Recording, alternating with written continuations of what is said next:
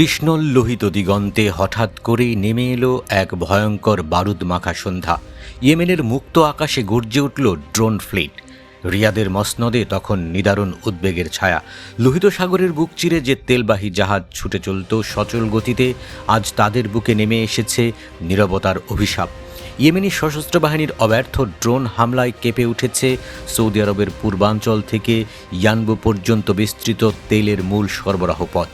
সৌদির আকাশ সীমায় শত্রুর বারবার আকাশ লঙ্ঘনের কড়া জবাব দিতেই এই রক্তক্ষয়ী অপারেশন চালিয়েছে ইয়েমেনি বাহিনী।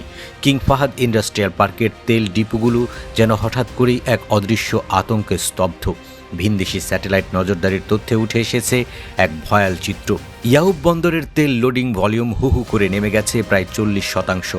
প্রায় 5 মিলিয়ন ব্যারেলেরও বেশি সরবরাহের চাকা হঠাৎ থমকে গিয়ে নেমে এসেছে 3 মিলিয়নের ঘরে। জাহাজগুলো এখন আর বুক ফুলিয়ে চলাচল করতে পারছে না।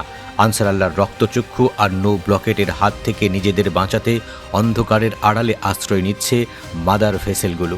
বার্থে ফেরার আগেই ট্রান্সপন্ডার বা সিগন্যাল ডিভাইস নিভিয়ে দিয়ে আইএস ডার্ক অপারেশনে নামতে বাধ্য হচ্ছে তারা। সৌদি তেল রপ্তানির এই রুদ্ধশ্বাস সংকটে বিশ্ববাজারে নেমে এসেছে চরম অস্থিরতা। বাধ্য হয়ে বিকল্প পথের সন্ধান করতে হচ্ছে রিয়াদকে।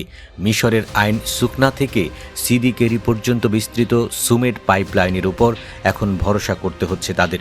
কিন্তু লোহিত সাগর আর বাব আল মানদেব প্রণালীর পরিচিত পথ এড়িয়ে আফ্রিকা মহাদেশের উত্তাল কেপ অব গুড হোপ ঘুরে এশীয় ক্রেতাদের কাছে পৌঁছাতে গিয়ে গলদঘর্ম অবস্থা ব্যবসায়ীদের। দক্ষিণ আফ্রিকার এই দীর্ঘ জলপথ পার হতে গিয়ে তেলের দামের সঙ্গে গুনতে হচ্ছে আকাশচুম্বী অতিরিক্ত ভাড়া। পরিস্থিতি এতটাই জটিল যে দক্ষিণ কোরিয়ার একটি জ্বালানি সংস্থাকে মাত্র একটি চালানের জন্য অতিরিক্ত $18.5 মিলিয়ন গুনতে হয়েছে।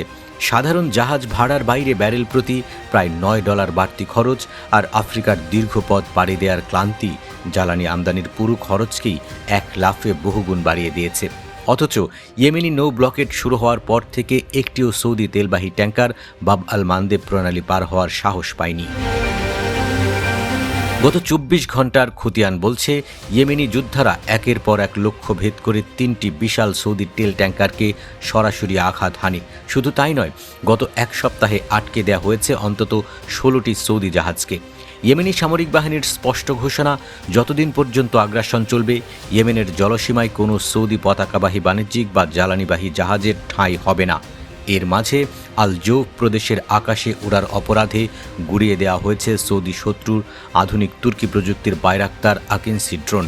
আকাশ প্রতিরক্ষা ব্যবস্থার এই নির্ভুল নিশানায় সৌদি সামরিক শিবিরের মেরুদণ্ডে ভয়ের কাঁপুনি ধরে গেছে।